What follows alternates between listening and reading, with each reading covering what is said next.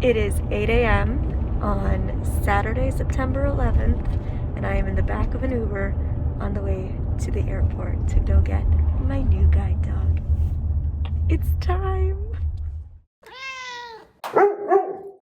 We are at the airport, made it through security. We even did some shopping at this store called Lolay. My mom got a few good finds there, and I got a raincoat. And then we grabbed a really delicious breakfast. We just shared it. We always share. We have small appetites, but it was so good. Grabbed a Starbucks, and now we're just sitting at the gate, ready to, I was gonna say ready, because I was gonna say ready and then waiting, ready to board. Do I have any other updates for you? It feels very strange to be here without Gallop, doesn't it? It's so weird. It's so I feel weird. like I'm missing a limb. Yeah, it feels wrong.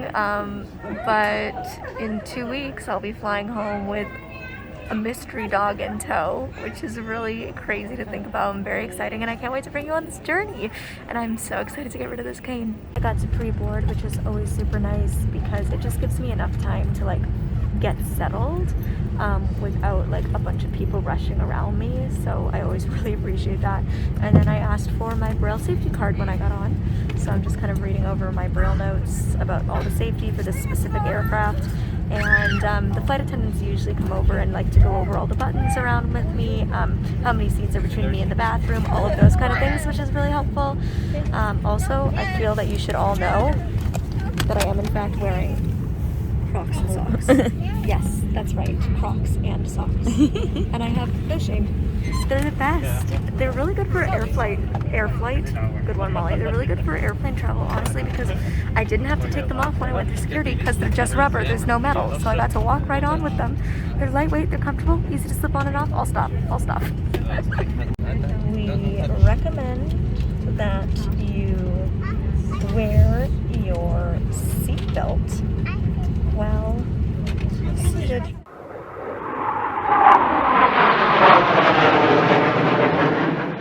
We have arrived at the hotel, not at Mira. So today is Saturday the 11th. Training starts on Monday the 13th. So we're supposed to arrive to campus on Sunday the 12th. But from where I live, the flight is like over 5 hours and there's a 3-hour time change.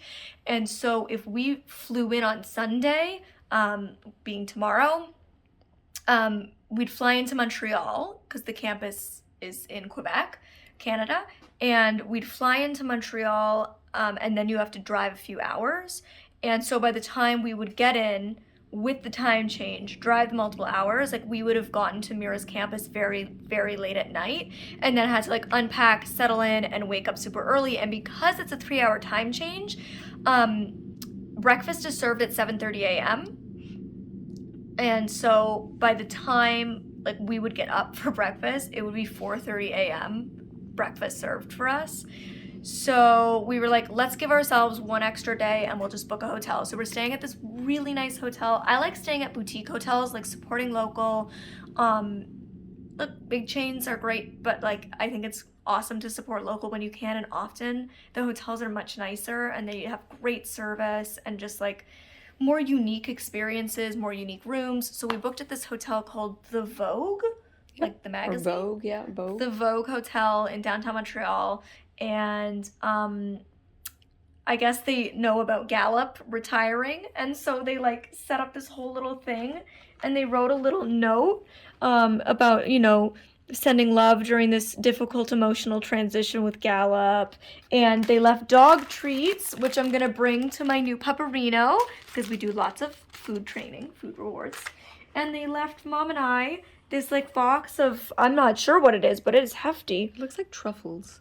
Little desserts. Well decorated truffles. And then like 2 little nice, and they're cold, they're like fresh, cold juices, which is so sweet. And they have a big jacuzzi tub with like bath salts, which I can't wait to just like relax. It has honestly been such a stressful few weeks with family being over, and I mean, that's been super fun, but like, you know, it's always stressful when you have guests and you're also trying to like pre-film and condo demolition started, and it's just been like a lot, and I'm on my period. I have this like very painful hormonal breakout right now, very uncomfortable.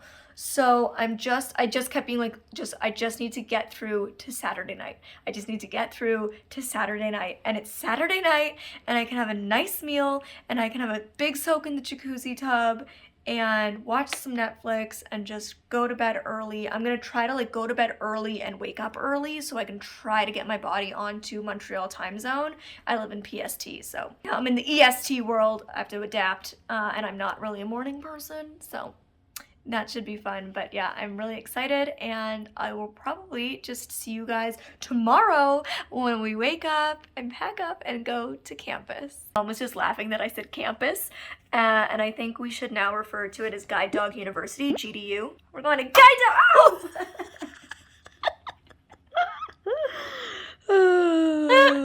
Maybe you're tired. No, I'm just blind. Oh, that really hurt. What was that? That's a light. Oh my god. It's a light, so if you're eating here at the table, Oh you my can... god, that's so Which is funny. so good, yeah. I feel like you guys never get to like be a part of my life. It happens. I have moments like this all the time off camera, but it's so rare that we're actually filming when a real blind girl moment happens. Like me punch. Okay, I think you're a little punch drunk now. Not that we haven't even had a drink. And probably won't be. Oh my god, I'm exhaustion drunk. I'm stress drunk. Look at this Okay. little drawing of it. Looks like Gallop. Oh, when they prepared in case there was a dog coming and gave us like dog bowls and everything, which is just so sweet. A And toy. when they realized there was no dog here, they're like, "Do you want us to take it away?" And I was like, "No, no, leave it. It's good energy." So, my guide dog, my invisible imaginary guide dog, is sleeping over there tonight. Today's the day. It's bright, it's sunny. It was supposed to be rainy today, but it's beautiful out. It's going to be 24 degrees in St. Madeleine, which is where the Mira campus is. I cannot wait. We have a volunteer who's going to be picking us up. That's how it always goes when you arrive for training on Sunday, whether you've taken a bus, a train, flown in, whatever it might be. They always have a volunteer come and pick you up. So, because the staff obviously don't work on weekends. So, a volunteer will be coming to pick us up. He will be here in like 25 minutes-ish. So we're just packing up the room. We had an amazing stay. Really cannot recommend this, the Vogue Hotel Montreal enough. Really nice place. We just booked randomly. We found it online and we booked it. Love it. And it's in a great neighborhood too. Very fun. So I wish I could stay longer, honestly, but I'm so excited to go off to training. Now, usually when you arrive to training, both times in the past, no, I've taken a train, but when either way, whenever I went to training in the past, both times, you're allowed to pick whatever room you want to stay in. So I always picked the same room both years, which was on the main floor. There's a basement and a main floor. And I like the main floor because it's easy to get to the dining room and the living room to eat with everyone or to hang out. And because you have like big windows, so it's like nice daylight. But this year they're assigning rooms due to COVID. There's lots of COVID protocol put in place to keep everybody safe and healthy. So we did not get to pick the room. My room will be in the basement this year, which I'm low-key a little bit sad about just because it's, you know, basement vibes, like small window at the top, I think. You don't get like proper lighting.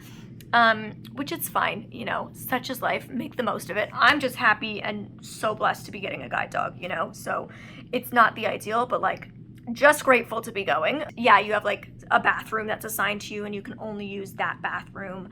And I don't think like we'll all be eating meals together or anything like that, so that's a little bit about the next steps. Gonna get in the volunteer's car. He will drive us about an hour and a half. It's about an hour and a half from Montreal to the Mira campus. And I will see you when we get there. I'll give you like a little tour around the dorm and campus if I can. I'm gonna unpack and that's that. So I'll see you there. There you go. We're off to get a guide dog, a wonderful furry friend because I'm blind. Here we're seeing some footage out the window of the car, some hyperspeed, some not, on the beautiful scenic drive to Mira.